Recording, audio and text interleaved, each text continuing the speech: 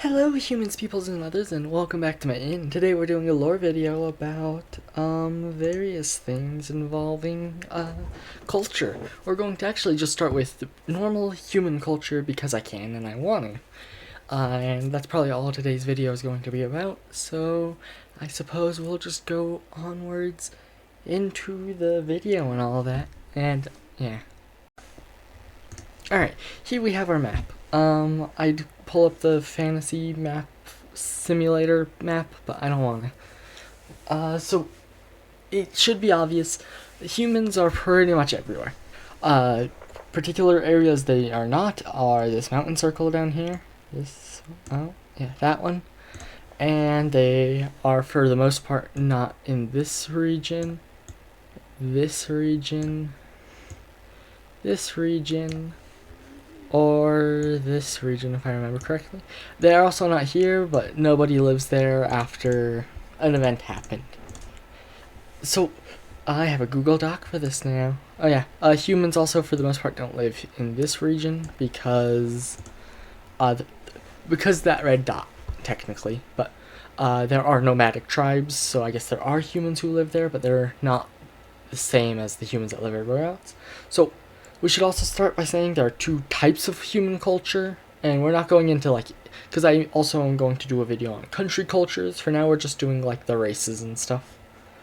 So, there are two types of human culture. The original evolved humans, which I have not done a video about, but this could be that video about them. And then we have the non-evolved humans, who are the divine humans. They were placed here by the gods. We'll start with the evolved humans because they have less culture, because they didn't live long. The evolved humans start, they were from giants, which were actually in this region originally. And then there were giants that evolved into humans up there. But it's because ships and stuff, well, not even ships, more some giants can just swim that good and survive from just islands they could find along this area. But yeah, so evolved humans started from these giants who slowly, with the presence of dragons, forced to evolve shorter, became humans because they thought, or they had a better, in quotes, lifestyle than the other giants. So those humans ended up settling in various pockets of non-magic, I guess. Well, in pockets where there is not magic, or there's just less magic, because then the creatures there are easier to hunt. But those humans become the evolved humans, which would have a more nomadic culture. They already knew how to smith because giants knew how to forge metal and stick it to, well, specifically copper, and stick it together to form bands of jewelry to signify their chieftains and stuff usually. But yeah, beyond that, they lived for quite some time. Their population started to decline because while they did start to learn how to farm, and they were kind of good at it, they just didn't feel the need to keep going with, they didn't want more generations. They didn't feel like they needed more children, because they lived 150 years each, at least. The last human, I forgot, I think I have it written down, let me check. He lives till, so, evolved humans start dying in 1583, pre-Dream Era. The last human was born in 231 pre-Dream Era and died in 372 pre-Dream Era. His bloodline's still alive, but it's mixed with divine humans, who were again placed by the gods because they didn't want to lose their worshippers. But yeah, so evolved humans mostly had a culture similar to just a more settled down giant culture. So they now had small villages and huts and stuff, but they, while relying on farming, didn't care for it horribly. So yeah, they were just kind of a poor jack of all trades who focused on fighting beasts to get food. Did not go well for them, though, because other creatures also fight beasts to get food. They also, they didn't like the other races. They tolerate dwarves. They did not like elves. They really did not like orcs. But I guess now we'll just go right to the divine humans, who, when the gods noticed the evolved humans' population started to decline, regular humans took, divine humans, which are just normal humans now, were placed by the gods. All of them worked together for this, and they weren't technically created by the goddess of life, so that's why they will be closer to... That's why they are the best...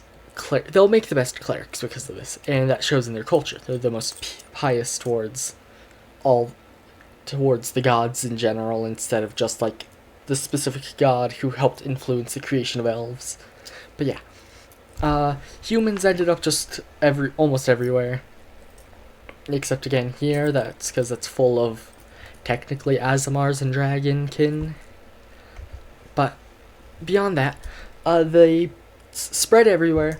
Originally, when they first started interacting with other races better, they started as shepherds, because, like, when they were associated with the shorter races, they were the tallest there. They're the best to watch over flocks and stuff. So they're the common shepherds. And then again, now they have a focus on farming, and magic is in everyone's lives in some way in this world, but for them, magic is very common as just a generalist tool.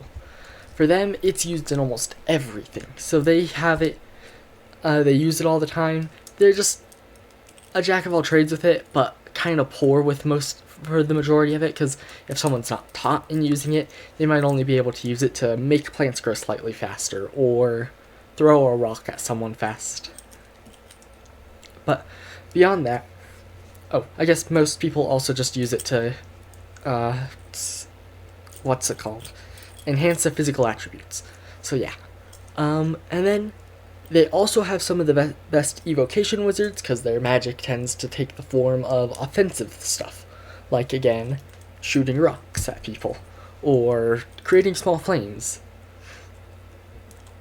But yeah.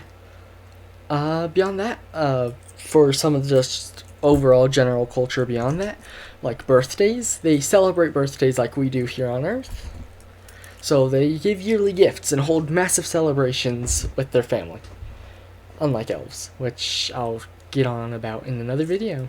Because I can, and I don't want to have this video just last, I don't know, with me just rambling on about elves. So I guess I'm doing that with humans, but that's fine. So overall, yeah, that's their birthday culture. They tend to have the most overall celebrations as well, because like festivals and stuff, because they're the most pious, and their festivals are going to be based on the gods and the changing of seasons and stuff, which is all based on the gods. In a vaguely direct way, all the months are named after the gods because of how they influence it. Well, this isn't a video about gods, this is a video about human culture. So, yeah.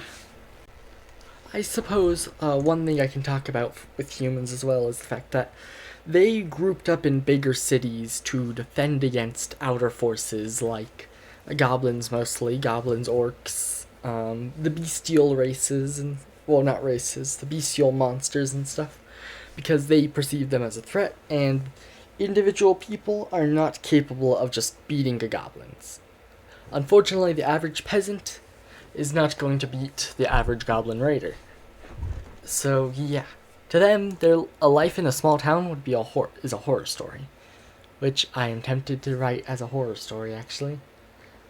But yeah, so overall, humans grouping up in cities is to fend off from the hordes of monsters that they could potentially find, and that is also a common thing, or a common reason why adventurers popped up everywhere.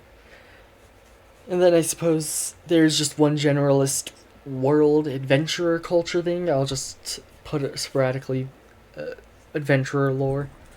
I'll probably just make a video actually for it, but adventurers will take the name, or will never use, or commonly won't use their real name when publicly adventuring, until they are famous, because they try to keep separate lives.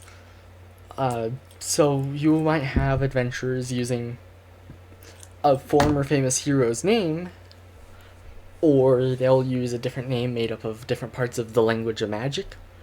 So, yeah, I do have a name for one of those, and that is, in fact, Malikek. Because I figured that would be kind of cool. So yeah. What can I even say about that, though?